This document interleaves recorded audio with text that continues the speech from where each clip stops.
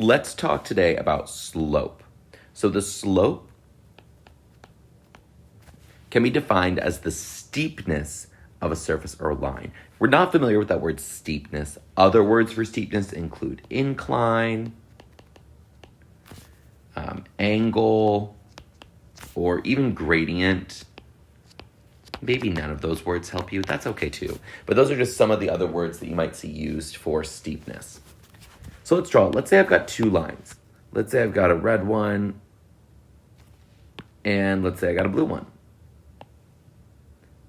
If I was just staring at these two lines here, this red and blue line, it might be difficult for me to understand what it is that makes these two lines different, right? So we would say that they have different inclines or steepness or angles, but we want to be able to quantify that, right? We want like hard evidence of, okay, well, what actually makes these two lines different? In math, we can better understand what slope is by putting these lines on a graph. So I've got a graph here. I've got my x-axis, and I've got my y-axis. Go ahead and take a moment to label those. And once you have those lines on a graph, we can use the points on the line to better understand what makes them different. Let's take just a moment here. They both have a 0, 0. And let's mark the points that are at clear intersections.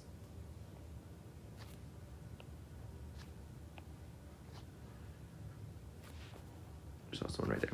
So I'm just taking a moment here to draw in some of those points where the line passes through, right, those intersections of x and y coordinates. The slope is the change in the y value, that up or down, in relation to the change in the x value, left or right. Sometimes we refer to this as rise over run.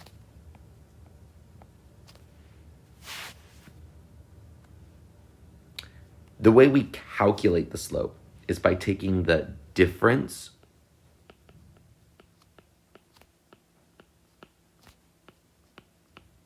or distance, if you will, between 2 points. And I should probably specify here on the same line. So we're going to look at 2 points on a single line, and we're going to use that to determine the slope. We're going to use that to determine the slope. So while the calculation is the same, it can be written multiple ways. So we could either literally write rise over run. We could write the change in y over the change in x. Or you could write y2 minus y1, x2 minus x1. These are just different ways that you could calculate the slope. They're all actually basically the same way. It's just that we write them different ways. So once we have calculated the slope, we can write it as, again, that change in y over x. I'm going to draw this delta. This just means the change. And you, of course, simplify it as needed. Just like with any fraction, simplify if needed. Maybe everything I'm saying right now doesn't make sense, and it's probably because you're not actually getting to do it yet. So let's take a moment to do it and see if that helps clear up some of our misunderstandings. I have this line right here. I have my origin point, and I can see that it also goes through right here. So I have 0, 0 is this point, and I have 1, 2, 3, 4. It's my x value, 4. And my y value is 1. So this point here is 4, 1. 2 different ways I can solve this. I could literally take y2 minus y1 over x2 minus x1. If I did that, I've got to remember that my x coordinate is here, my y coordinate's here. So if I did this, my y is My y2 is the second point, so it's right here. So 1 minus 0. I'm lucky to use my origin. X2 is 4 minus the origin. 1/4. So that's one way of writing my slope. The slope of this line is 1/4. The other way to write this is that rise over run. And I've got my 2 points here. The rise, how many going up am I? So if I do rise over run, the change in my y value is 1. The change in my x value, the run, if you will, is 4. Either way, you get 1/4. So this is my slope here, 1/4.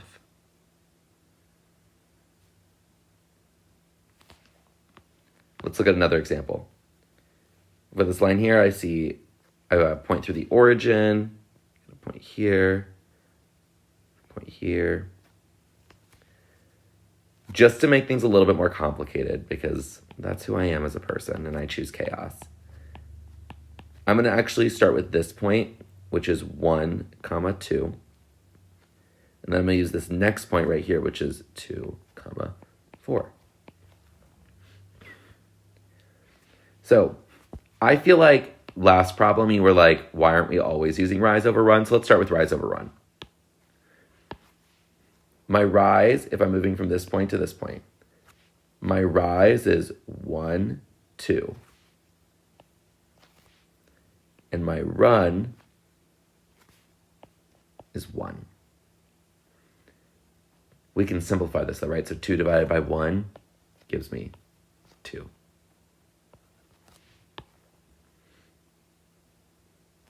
Now, what if I did my whole magical y2 minus y1?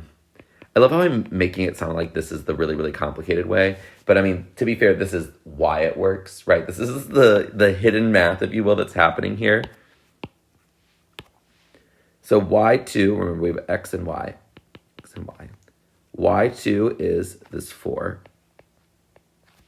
y1 is 2. X coordinate 2 is 2. X coordinate 1 is 1. 4 minus 2 is 2. 2 minus 1 is 1. 2 divided by 1. So as you can see, it's the same thing, right? You can use both methods here. Rise over run is sort of more intuitive, right? It makes sense. It feels easier. This y2 minus y1 over x2 minus x1, it's why it works, right? It's the hidden math explaining why this works the way it does. Let's do another example here. Only this one's going to be a little bit more complicated. I see a point here. I see a point here. So this first point up here is -1 is my x value, right? Because I'm moving to the left. We know number lines, comma. My y value is 3. And then I've got my point at the origin, which is 0, 0. So remember, we read left to right. In English, we read left to right. In many languages, but not all. So when we look at this, our second point is actually the origin. It's actually 0, 0. So if I was to do rise over run,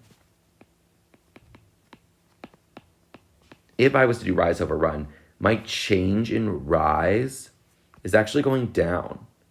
1, 2, 3. So if my change is going down, it's actually going to be negative. So it's -3. My run, still moving left to right by 1. So it's positive.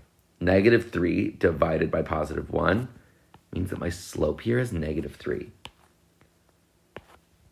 Let's do it this way. Let's make sure that it works by doing the quote-unquote complicated math.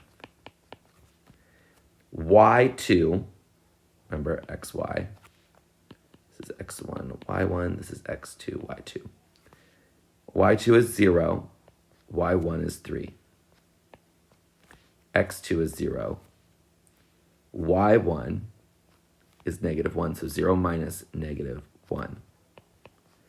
0 minus 3, -3. 0 minus a negative. When you are minusing a negative, this becomes an addition. So it's -3 over 1.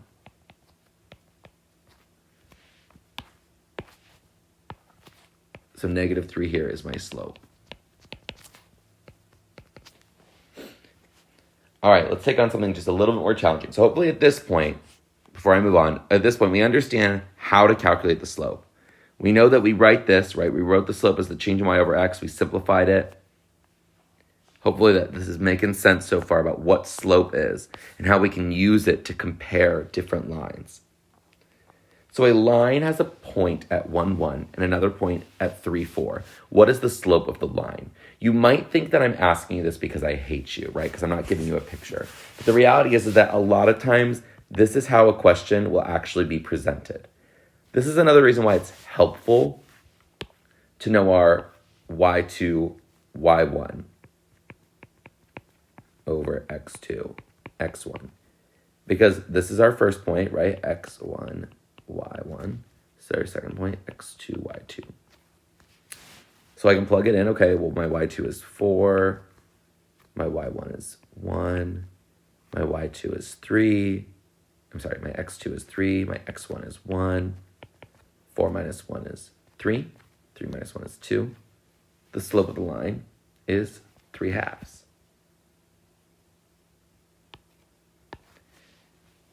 Whatever happened to my beautiful rise over run? You still can do it. You absolutely can still do it. It's just a little bit harder to visualize this way. Our rise is our change in y. So you can just look at, okay, 1. If I started at 1 and I went up to 4, I'm rising by 3. And if I'm starting at 1 and I'm going up to 3, my run is 2. So it still works to do rise or run. It's just a little harder to visualize when they just give you the points. Of course, you can always graph it if you wanted to, which is always an option. So in this situation, our slope is 3/2, 3 over 2. Ugh, gross. I'm just kidding. Improper fractions are fine. Let's turn up the heat. So we've done a few practice problems. I want you now to try to tackle these yourselves. So these are going to be on your own. So I've got some graphs here. And at the end, it wants you to draw a line given a slope. So if you start at the origin, 0, 0, can you draw a line with a slope of 2 over 5, 2/5? Interesting. Alrighty. Well, best of luck to you. And of course, reach out if you have any questions. Hopefully this is a good introduction to you for what slopes are. And as always, make good life choices.